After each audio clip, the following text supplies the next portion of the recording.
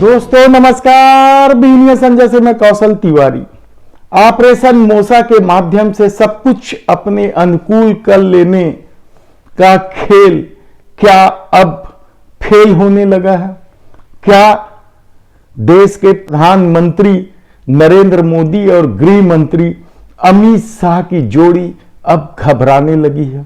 गुजरात में 1000 से अधिक अफसरों के तबादले जिस तरह से हुए हैं और जिस समय हुआ है, यह साफ संकेत है कि गुजरात में कुछ भी ठीक नहीं है और यदि गुजरात हार गए तो 2024 किसी भी सूरत में नहीं जीत सकते।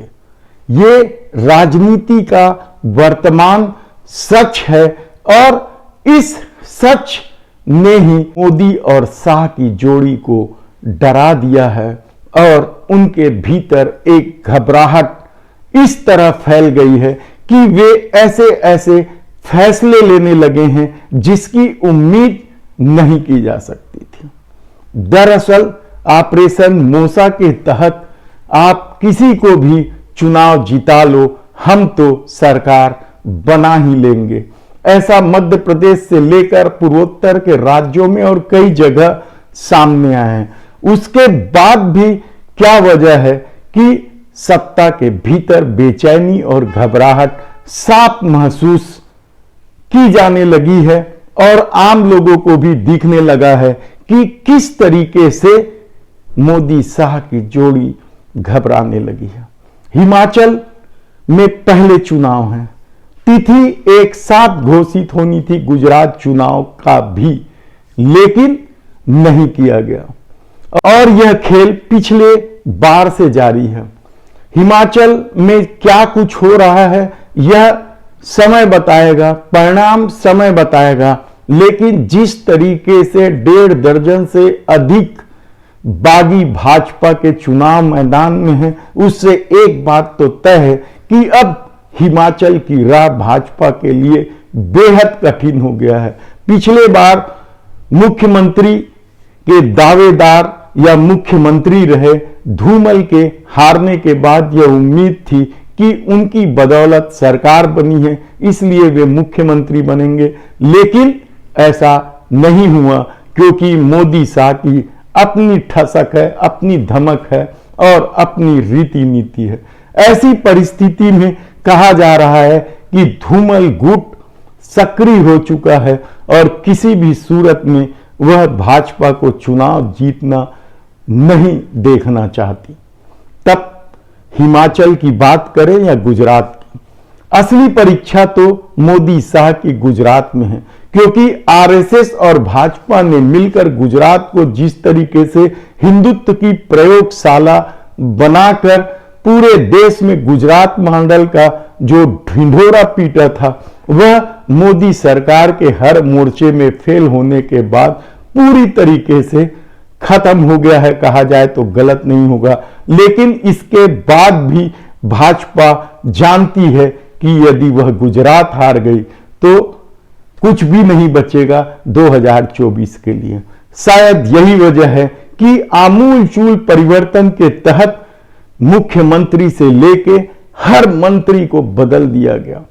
नई टिकट देने की बात सामने आई। विपक्षी दलों को मिलने वाले चंदे को भी रोकने के लिए ऑपरेशन मोसा चलाया गया। आप हैरान हो जाएंगे या आपकी जानकारी में यह बात आनी चाहिए कि देश के टॉप उद्योगपतियों में से या कॉरपोरेट घरानों में से 2 दर्जन घराने गुजरात के ही हैं या गुजरात से आते हैं, जिनकी न केवल अंतर्राष्ट्रीय व्यापार है बल्कि देश के भी विभिन्न राज्यों में उनका ब्रांड चलता है।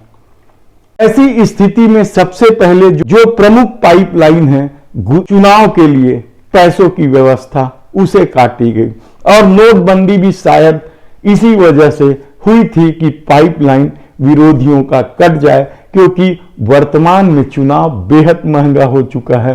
और इस खेल के बाद भी गुजरात में सबसे डराने वाली स्थिति तो ये है कि तमाम कोशिश के बाद भाजपा ना तो अपना वोट बैंक बढ़ा पा रही है और ना ही आम आदमी पार्टी को शहरी मतदाताओं के वोट काटने से रोक पा रही है। और कांग्रेस चुपचाप सिर्फ एक ही काम कर रही है और वह काम है अपने वोट बैंक को संभाल कर रखना। पिछले बार जो वोट मिले थे भाजपा और कांग्रेस के बीच बहुत ज्यादा फर्क नहीं था। 77 सीट कांग्रेस को मिले थे और 99 सीट भाजपा को मिले थे। वोटों का अंतर भी बहुत ज्यादा नहीं होने की वजह से भाजपा को बेहद तकलीफ हुई थी।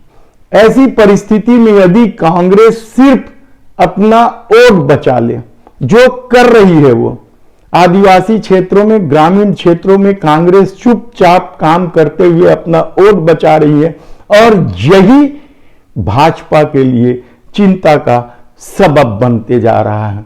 क्योंकि यदि कांग्रेस ने अपना वोट बैंक बचा लिया और भाजपा के खिलाफ सत्ता विरोधी वोट यदि आपको चले गए और उनमें से कुछ कांग्रेस को चले गए तो यकीन मानिए कि भाजपा एक ही झटके में 50 सीट से नीचे चले जाएगी। और ये परिस्थितियां और स्थितियां स्पष्ट दिखने लगी है।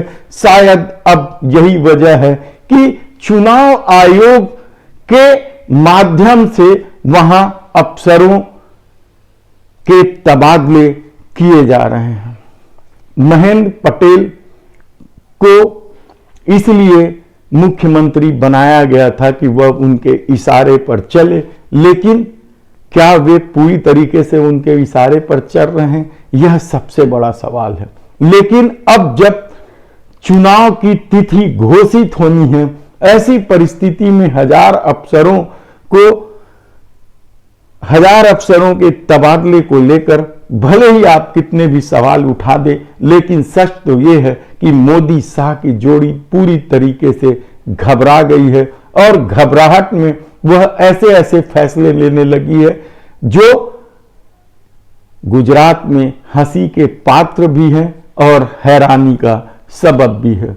पूरा डेरा प्रधानमंत्री ने गुजरात में डाल दिया है। हमने पहले ही कहा कि चूंकि आरएसएस और भाजपा के लिए हिंदुत्व की प्रयोगशाला गुजरात रही है और ऐसी परिस्थिति में हर हाल में गुजरात जीतना बेहद जरूरी है।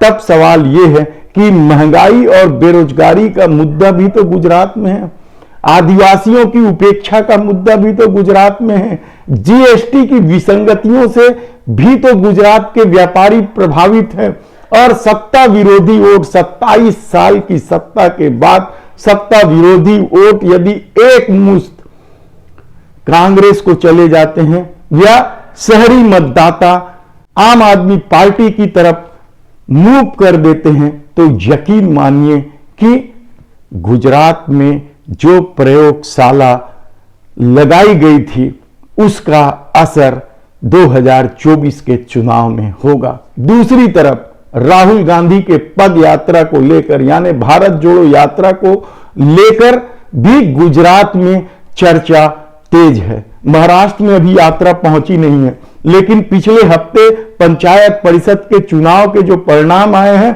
वह भी भाजपा के लिए चेतावनी है।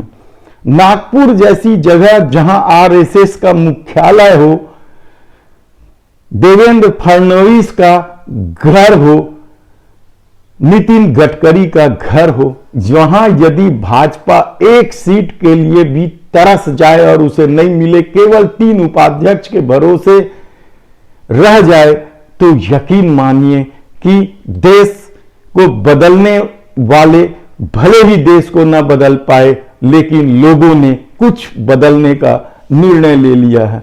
ऐसी परिस्थितियां जब सामने आने लगी है तब गुजरात को लेकर डर स्वाभाविक है और यही वजह है कि चुनाव आयोग ने अलग अलग तारीख तय की है।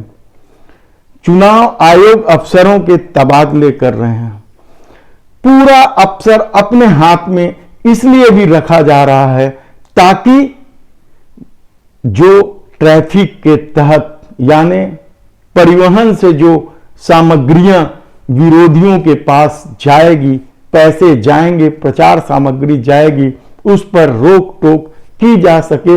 इसलिए आप देखिए कि किस तरह का तबादला वहां हुआ है, खासकर उन जगह में जहां भाजपा कमजोर है। ऐसी जगह में अफसरों की अपने तरह की नियुक्ति है और जहां भाजपा मजबूत है वहां भी अफसरों को जिस तरीके से बदलकर अपने लोगों को बैठाने की कोशिश हुई है वह भी कम हैरानी की बात नहीं है। और यह संकेत है कि मोदी शाह की जोड़ी अब घबराने लगी है और यदि यही स्थिति बनी रही तो यकीन मानिए कि गुजरात के परिणाम इस बार देश के लिए नया होगा और चौंकाने वाला होगा। धन्यवाद।